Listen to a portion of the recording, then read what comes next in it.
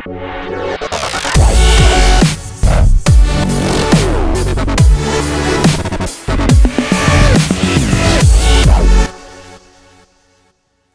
connectors, it's Denise Onofrey. I am going to expand on last week's video. We talked about keeping tabs on your relationship and are you there for me? So 8 essential key elements to every healthy, easy, and connected relationship. And I want to point out to you that this isn't necessarily about romantic relationships. The keeping tabs on your relationship, it's anybody that you want to have trust, assurance, boundaries, and emotional safety with. So when we are talking about keeping tabs on your relationship, you can apply it to any relationship that you want to be easier and more connected. So it could be a neighbor, a parent, a child, a friend, or your romantic partner, your spouse, husband, wife.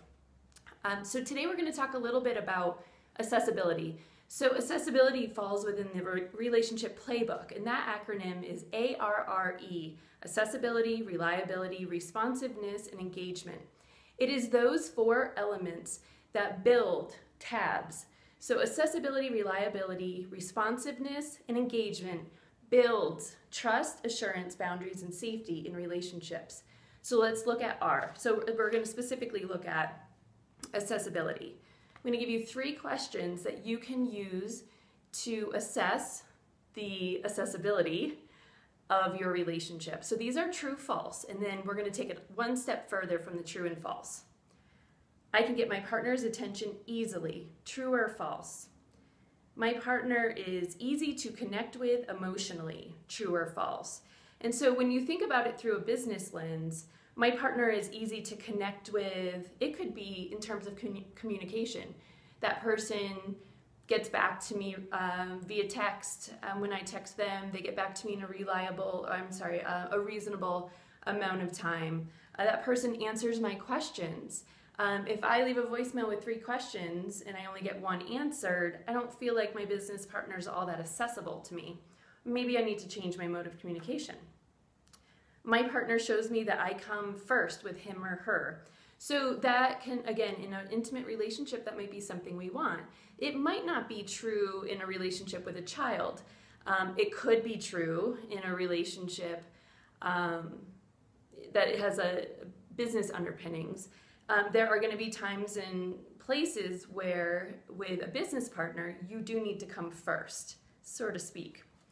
And so any of those that you answered false, what do you need for those to turn true? Or can you be satisfied with them being false? I'm going to venture to say that in some business partnerships, they can remain false, and that's okay if the business partnership still works. Romantic relationships, those falses may not be as comfortable. And what do you need in order to turn those falses into truths? And let's take that one step further. So let's say we're talking about a romantic partner. I can get my partner's attention easily. False. On a scale of 1 to 10, how false is it? If it's a 1, it's false, but not like a really heavy, awful false. Maybe that's something that you have a little wiggle room in your relationship for your partner. If it's a 10, if it's a really heavy, distressful false, then that is a place in your relationship that you need to spend a little extra time getting the false to turn to true.